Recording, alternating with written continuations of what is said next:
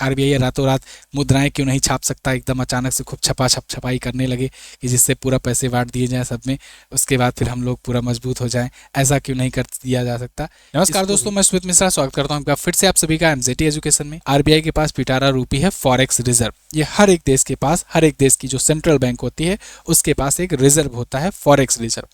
Forex reserve क्या है इसको समझते हैं पहले, उसके बाद ही आपको समझ में आएगा कि ये पैसा गिरता उठता कैसे है, कैसे डिसाइड होता है कि कितना मजबूत किस देश का रुपया है, ठीक है, या कहें उस देश की करेंसी है। आप देख पाओगे द हिंदू का आर्टिकल है, ये 19 दिसंबर का है कि फॉरेक्स रिजर्व ने जंप किया है $1.68 बिलियन टू 68.94 बिलियन, यानी इतना आज के टाइम पर $688.94 बिलियन या कहें मोटा मोटा $689 बिलियन अपना फॉरेक्स रिजर्व है। फॉरेक्स रिजर्व है क्या, इसको समझिए। फॉरेक्स रिजर्व किसी भी देश का एक ऐसा रिजर्व होता है जिसमें वो फॉरेन की चीजें रखा रहता है। जैसे मान लो आपके पास जो है एक ऐसा टोकरी है, एक ऐसा तिजोरी है कह सकते हो, इसमें आप फॉरेन की करेंसी रखे हो, तो अब ये जो फॉरेन करेंसी है यही डिसाइड करती है कि आपके देश की जो मुद्रा है वो कितनी वैल्यूएबल है। अब इस फॉरेक्स रिजर्व में बहुत सारी चीजें होती हैं, कोई जरूरी नहीं सिर्फ डॉलर हो, इसमें आपका डॉलर भी होगा, यूरो भी होगा, और भी करेंसियां होंगी जो देशों की मजबूत हैं। इसके अलावा गोल्ड भी होगा और भी बॉन्ड्स भी होंगे, है ना। तो अपने पास जो फॉरेक्स रिजर्व है, ये फॉरेक्स रिजर्व कौन कौन से हैं आप देखिए। यहाँ फॉरेन करेंसी एसेट्स में $557.79 बिलियन तो अपने पास एफसीए है, यानी फॉरेन करेंसी है, दूसरे देशों की मुद्राएं हैं। इसमें यूएस डॉलर है, यूरो है, पाउंड है, येन है, जापान की मुद्रा येन, ये सब हम लोगों ने इतना रखा है। इसके बाद अपन लोगों ने गोल्ड रिजर्व भी रखे हैं, $107.74 बिलियन का गोल्ड रखा है अपने पास। इसमें जो है सिग्निफिकेंट ग्रोथ हुआ है 2025 के एंड में, क्योंकि गोल्ड आपने देखा होगा, न्यूज़ में भी मैंने भी बताया था, कवर किया था कि आरबीआई लगातार गोल्ड परचेज कर रहा है। ये आरबीआई ही नहीं कर रहा है, बाकी भी दुनिया की बहुत सारे देशों की जो सेंट्रल बैंकें हैं वो लगातार गोल्ड को परचेज कर रही हैं। ऐसा क्यों? क्योंकि ग्लोबली टेंशन की सिचुएशन बनी हुई है, कहीं भी कुछ भी युद्ध हो जा रहा है।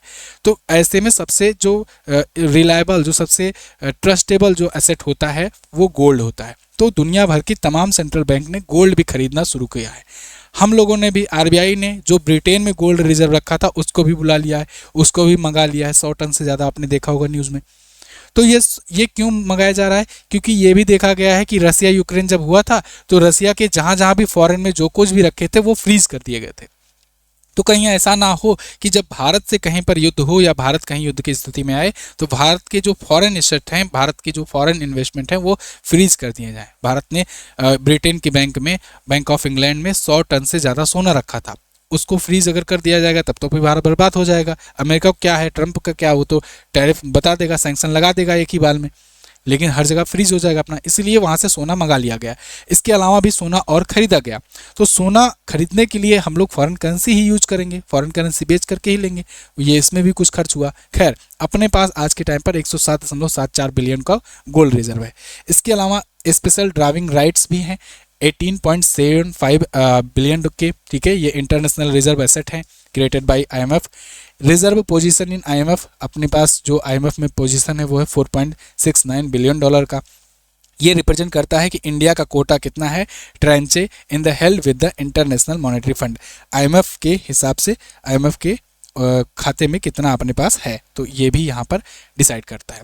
अब ग्लोबल रैंकिंग में अगर देखा जाए कि किसके पास कितना फॉरेक्स रिजर्व है, इस मामले में भारत कहाँ पर है, तो आज के टाइम पर एज ऑफ नाउ चाइना के पास सबसे ज़्यादा फॉरेक्स रिजर्व है $3.34 ट्रिलियन।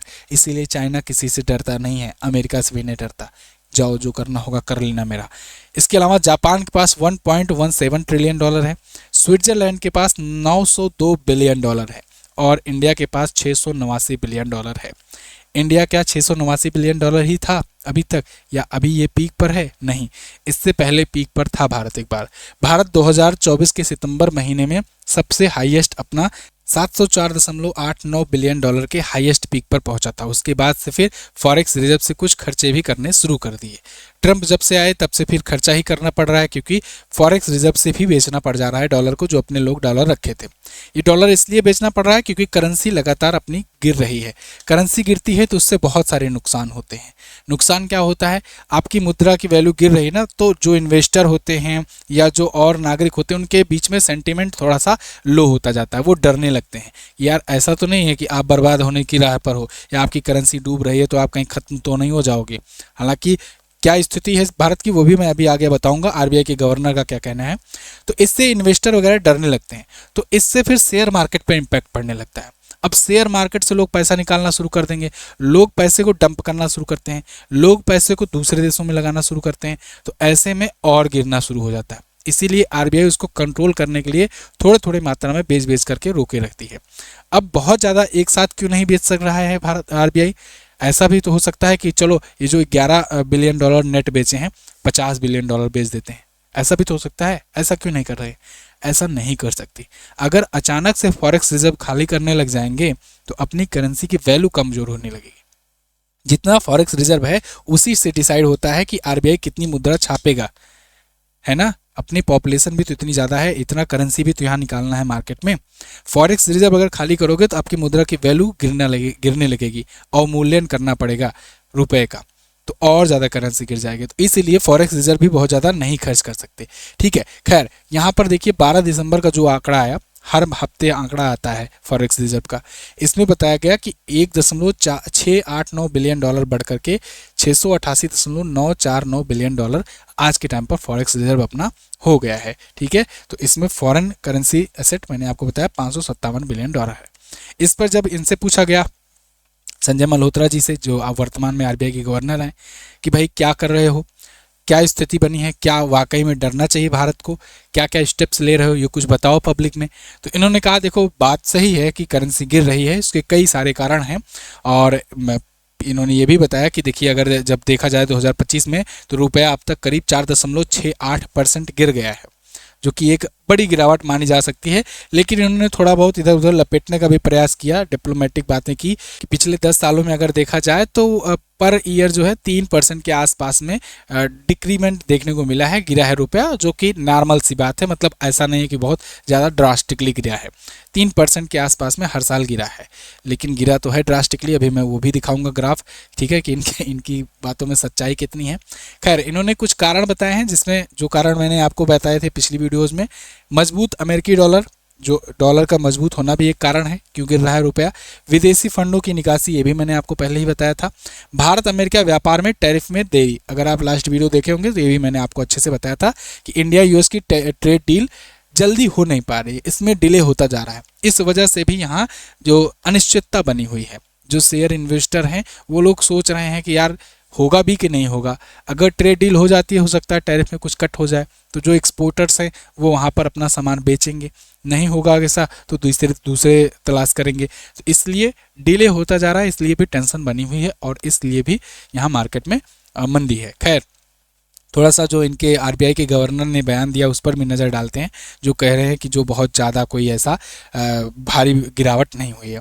तो आप देखोगे यहाँ से 1950 में जो $1 बराबर 4 रुपये हुआ करता था, उसमें देखिए किस प्रकार से गिरावट आई। आपको ये दिख रहा है कि कहीं कि यहाँ से यहाँ गिरावट जो है पिछले 10 सालों में केवल 3% पर ईयर है। ये पूरा मैप ऐसे सीधे से गिरा है। इसमें आप अगर देखोगे तो जहाँ 43 रुपये के आसपास में हुआ करता था 2005 से लेकर 2010 के आसपास में 42 से 43 ही गया। उसके बाद 2010 के आसपास 2010-11 से लेकर के ये तेज़ी से गिरा हुआ है। तो ये आपको 3% दिख रहा है। थोड़ा सा इसमें आप देख सकते हो, ये ईयर वाइज मैंने आपको दिया है यहाँ डेटा कि कैसे कैसे यहाँ ग्रोथ हुई है। 2025 में 90-91 का आंकड़ा छू चुका है रुपया। तो फिलहाल संजय मल्होत्रा जी के बयान से तो मैं तो संतुष्ट नहीं हूँ, आपको क्या लगता है आप बताइएगा। अब एक्सपर्ट्स क्या कहते हैं, क्या अभी भी और जारी रहेगा? देखिए आरबीआई अपना कदम तो उठा रहा है। अब ये दिसंबर महीने में क्या उठाया गया, जब $91 छुआ, 91 रुपया छुआ $1।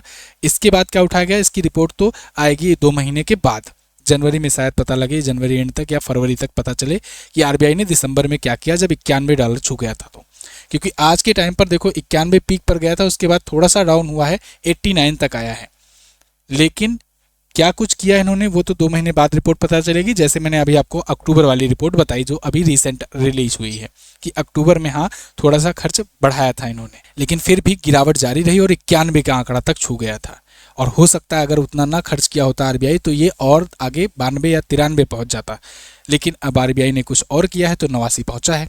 कितना बेचा है ये तो रिपोर्ट में पता चलेगा। खैर, इन्होंने ये भी कहा है भारत और अमेरिका के बीच ट्रेड डील देर हो रही है, इसको जल्द से जल्द किया जाना चाहिए, नहीं तो ये गिरावट और जारी रह सकती है और भारी गिरावट होगी।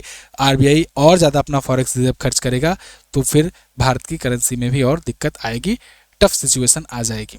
ऐसे में भारत कई देशों से फ्री ट्रेड एग्रीमेंट कर रहा है। जैसे आपने देखा पिछले 6 महीनों में हम लोगों ने यूके से ट्रेड डील किया, फ्री ट्रेड एग्रीमेंट किया, एफटीए साइन किया, ओमान से किया। इसके अलावा अभी रिसेंटली न्यूजीलैंड से भी फ्री ट्रेड एग्रीमेंट साइन हो गया है। तो जब एफटीए साइन हो जाता है तो यानी 98 से 99% का सामान एक्सचेंज होता है, हम लोग बेचते खरीदते हैं, वो 0% टैरिफ पर होता है। तो ऐसे में अमेरिका को बाईपास भी करने का रूट तलाशा जा रहा है कि जिससे उतना असर ना दिखे। तो ये सब कुछ स्टेप्स हैं जो किए जा रहे हैं। फिर भी डॉलर का दुनिया में दबदबा है ही, दबदबा है, दबदबा बना रहेगा, है ना। तो इसलिए देखना होगा अब क्या होता है, इस दबदबे से भारत कैसे निकलता है, कैसे उभरता है। फिलहाल इस वीडियो के बारे में आपका क्या कहना है आप लोग कमेंट करके ज़रूर बताना। मैं मिलूंगा अगली किसी एनालिटिकल वीडियो में, तब तक चैनल को सब्सक्राइब कर लीजिए अगर आप ऐसी इन्फॉर्मेटिव वीडियो देखना चाहते हैं तो, और इस वीडियो को शेयर कीजिए, समझाइए उनको जिनको रुपए के बारे में डाउट है या रुपया डॉलर करेंसी इन सब के बारे में डाउट है, या फिर ये लगता है कि आरबीआई रातों रात मुद्राएं क्यों नहीं छाप सकता, एकदम अचानक से खूब छपाई करने लगे कि जिससे पूरा पैसे बांट दिए जाएँ सब में, उसके बाद फिर हम लोग पूरा मजबूत हो जाएँ, ऐसा क्यों नहीं कर दिया जा सकता। इसको भी समझाइए कि जितना फॉरेक्स रिजर्व रहता है उतना ही छाप सकता है। थैंक यू सो मच, मिलेंगे अगली वीडियो में, तब तक के लिए नमस्कार, जय हिंद, वंदे मातरम।